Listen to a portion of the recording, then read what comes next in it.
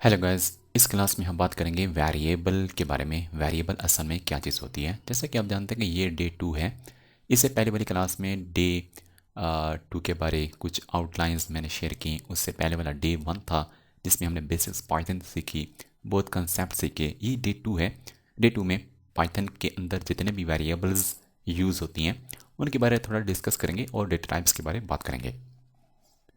अच्छा, what is variable? Variable असल में क्या चीज़ है? वेरिएबल वैल्यू में change during the program execution. जब आपका प्रोग्राम चल रहा होता है, एग्जीक्यूट हो रहा होता है, उस दौरान ये पॉसिबल है कि वेरिएबल की वैल्यू भी चेंज हो। Variable is a container like thing which store anything. असल में वेरिएबल एक मेमोरी लोकेशन होती है। ये जो हमारी एक कंप्यूटर की मेमोरी होती है और इधर से हम अपना कोड लिख रहे होते हैं और वेरिएबल डिक्लेयर करके उसको कुछ वैल्यू दे रहे होते हैं। असल में ये एक जगह बन रही होती है मेमोरी के अंदर। मेमोरी के अंदर एक ब्लॉक बना दिया जाता है इस ए के नाम का। इस ए के नाम का एक ब्लॉक बन दिया जाता है और उस ब्लॉक को एक स्पेस दी जाती है, कुछ मेमोरी दी जाती है। वो मेमोरी कौन देता है? वो मेमोरी ऑपरेटिंग सिस्टम इसको एलोकेट करता है। अब कितनी मेमोरी देता है ये डिपेंड करता है कि किस टाइप का वेरिएबल है। इंटीजर टाइप का है, फ्लोट टाइप का है, स्ट्रिंग का है, कोई ऑब्जेक्ट है या बोलियन है। उस टाइप से रिलेटेड ऑपरेटिंग सिस्टम उसको मेमोरी देगा। 1 बाइट देता है, 2 बाइट देता है, 3 बाइट, 4 बाइट, डिफरेंट किस्म की जो स्पेस होती है वो प्रोवाइड करता है और उसके अंदर वो वैल्यू रख देता है। अब ये असल में एक कंटेनर होता है, या आप कह सकते हैं कि वेरिएबल हमारे पास एक मेमोरी लोकेशन होती है जो किसी मेमोरी के अंदर डिज़ाइन किया जाता है। Variable is the identifier you have to declare then initialise. ये दो चीज़ें, डिक्लेयर और इनिशियलाइज, इसके बारे आपको पता होगा अगर आपने इससे पहले एक और लैंग्वेज पढ़ी है, सी लैंग्वेज या C++ लैंग्वेज पढ़ी है, तो उसमें आपने पढ़ा होगा डिक्लेयर करना क्या होता है और इनिशियलाइज क्या होता है। एग्जाम्पल, अब ये हमारे पास num1 ये वेरिएबल है, 43 ये उसकी वैल्यू है। इस तरीके से num2 एक वेरिएबल है और ये उसकी वैल्यू है। ये नेम एक वेरिएबल है, ये उसकी वैल्यू है। इस तरीके से आप किसी वेरिएबल को प्रिंट भी कर सकते हो। किसी वेरिएबल को प्रिंट करने से मुराद ये है कि उसकी वैल्यू शो होगी।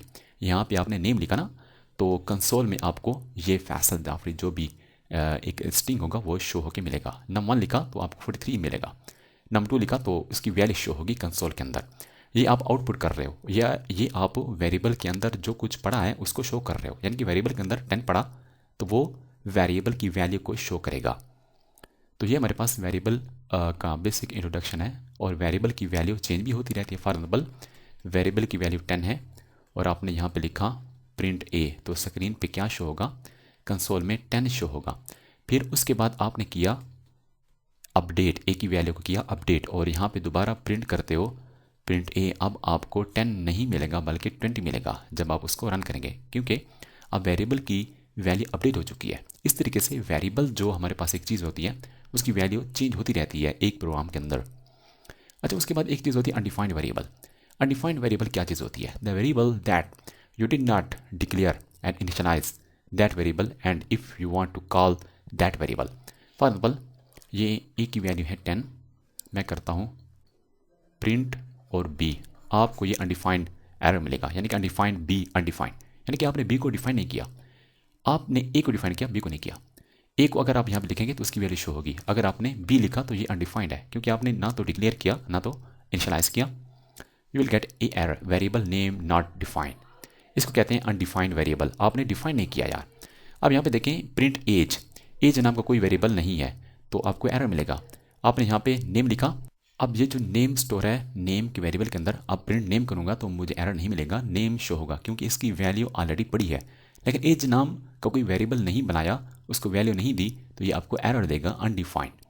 उसके बाद होता है टाइप्स ऑफ वेरिएबल। वेरिएबल की टाइप्स कौन सी हैं? दो टाइप्स मेनली यूज़ होती हैं। Global, the variable that is declare outside of any specific block of code, it have globally scope for anywhere we can call.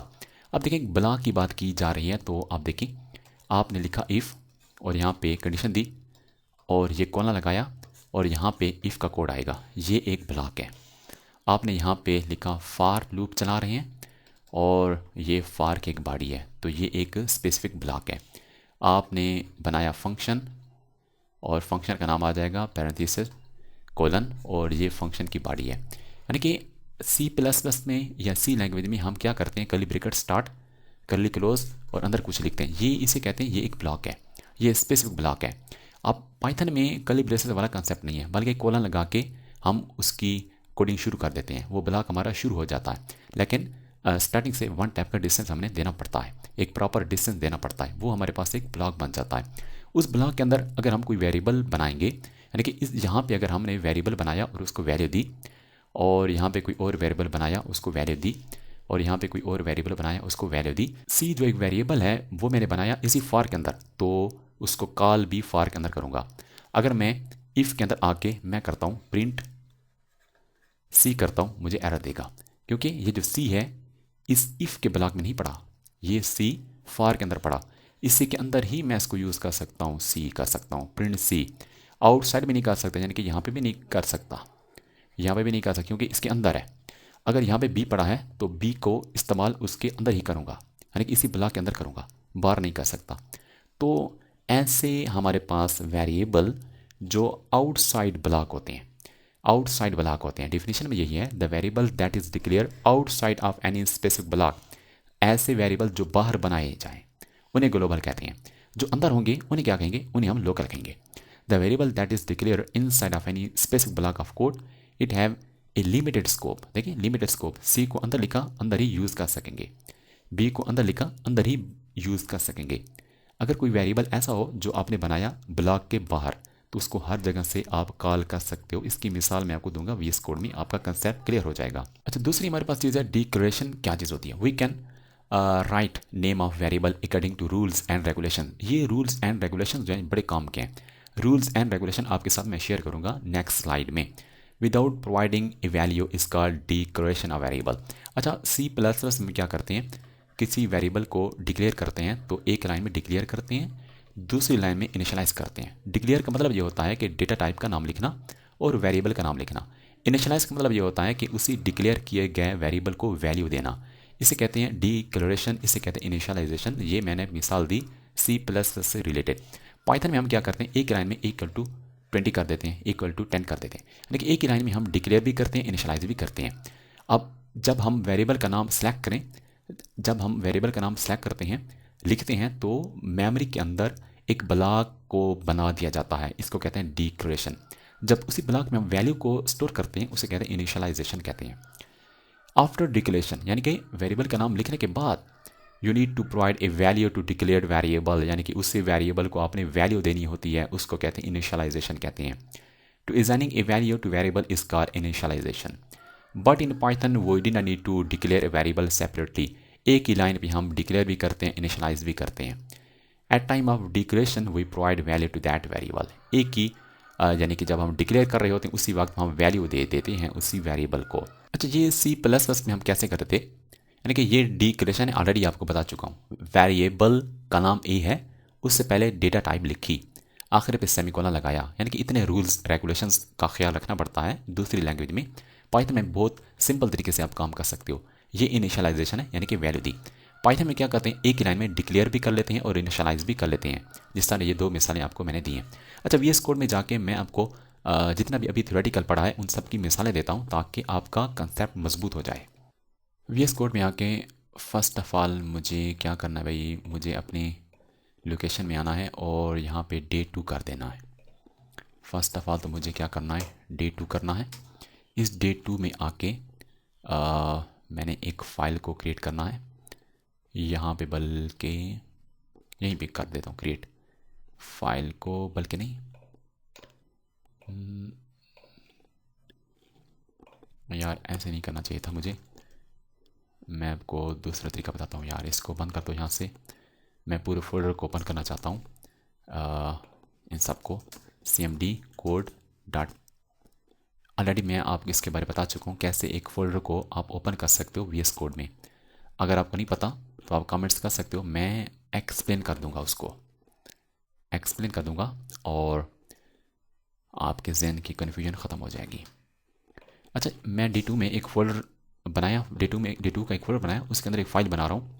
File बना रहा हूँ, फाइल का नाम क्या होगा, वेरिएबल्स डॉट पी वाई। और यहाँ पे आके मैंने करना क्या है, कुछ भी नहीं करना। वेरिएबल ए है और इसकी वैल्यू 10 है, वेरिएबल बी है उसकी वैल्यू 20 है। यानी कि ये हमारे पास डिक्लेरेशन भी हो गया, डिक्लेयर भी कर दिया एंड इनिशियलाइज भी कर दिया। इनिशियलाइज भी हमने इसको कर दिया, इनिशियलाइज भी हमने कर दिया। इनिशियलाइज का मतलब ये होता है कि वेरिएबल को वैल्यू प्रोवाइड करना। अच्छा, दूसरी बात ये है कि मैं यार बता रहा था आपको क्या चीज़ होती है टाइप्स ऑफ वेरिएबल में। टाइप्स ऑफ वेरिएबल में बता रहा था हमारे पास कुछ वेरिएबल ऐसे होते हैं जो लोकल होते हैं और कुछ होते हैं ग्लोबल होते हैं। अच्छा, अब लोकल और ग्लोबल वेरिएबल में हमने थोड़ा सा डिस्कस करना है। अच्छा, अब जिस तरह सी प्लस प्लस लैंग्वेज है वो काफ़ी उसमें रिस्ट्रिक्शंस हैं, उसमें काफ़ी स्ट्रिक्टली रूल्स हैं, लाजमी उसका कंपाइलर फॉलो करता है लोकल और ग्लोबल को। लेकिन पाइथन में थोड़ा सा सख्त रूल नहीं है लोकल और ग्लोबल के हवाले से। यानी कि अब एक इफ़ कंडीशन है, if A is for example if A is greater than 5, then क्या करो, देन एक वेरिएबल डिक्लेयर करो सी नाम का, उसको वैल्यू दे दो 20 और उसको शो करो 20 को। अब मैं क्या करता हूँ, अब मैं इसी फाइल को रन करता हूँ, 20 शो हो रहा है। अब इसी को मैं आउटसाइड ब्लॉक जब मैं इसको चलाऊँगा, यानी कि अब देखें ये जितना भी कोड आएगा यहाँ पे जितना कोड आएगा ये इफ़ का ब्लॉक है, ये इनसाइड समझा जाएगा। जैसे ही हम स्टार्ट में आ जाएंगे ये आउटसाइड समझा जाएगा। देखिए इनसाइड अगर आपने कोई वेरिएबल बनाया तो आउटसाइड आप उसको एक्सेस नहीं कर सकते।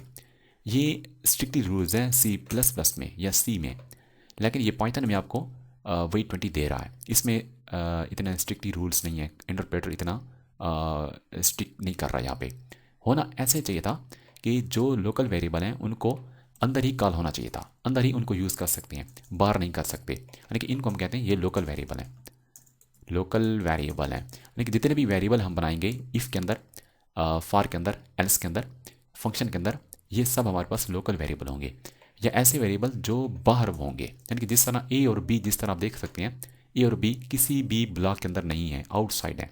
इनको कहीं पे भी यूज़ किया जा सकता है बगैर किसी प्रॉब्लम के।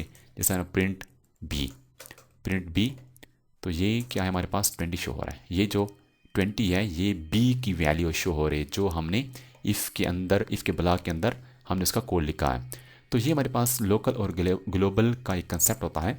अब यहाँ पे मैं लिख सकता हूँ कि B is the global variable, B हमारे पास एक ग्लोबल वेरिएबल है। अब इसके अलावा और हमने क्या पढ़ा था, वेरिएबल को डिक्लेयर करना, इनिशियलाइज करना, लोकल क्या होते हैं, ग्लोबल वेरिएबल कौन से होते हैं।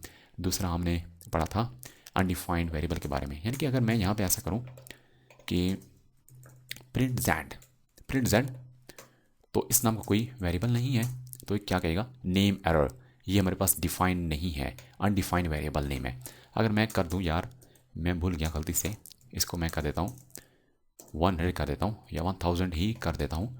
अब ये क्या करेगा, 1000 शो करेगा, क्योंकि पहले डिफाइन नहीं था, डिक्लेयर भी नहीं किया था, इनिशियलाइज भी नहीं किया था, इसलिए आपको एरर दे रहा था। तो ये हमारे पास कुछ कंसेप्ट्स हैं वेरिएबल के बारे में। कुछ मज़ीद भी चीज़ें हैं वेरिएबल से रिलेटेड, यानी कि ए बी लिखा, सी लिखा, एज है, नेम है, इस तरह के जो हम खुद नाम बनाते हैं इनके कुछ रूल्स हैं या नहीं, इनके रूल्स हैं। रूल्स एंड रेगुलेशंस को आपने फॉलो करना होता है। वो रूल्स रेगुलेशंस मैं आपके साथ शेयर करता हूँ नेक्स्ट वीडियो लेक्चर में। अगर आपके जहन में कोई क्वेश्चन है तो आप मुझसे डायरेक्ट कांटेक्ट भी कर सकते हैं, कमेंट्स भी कर सकते हैं, आपको आंसर दिया जाएगा।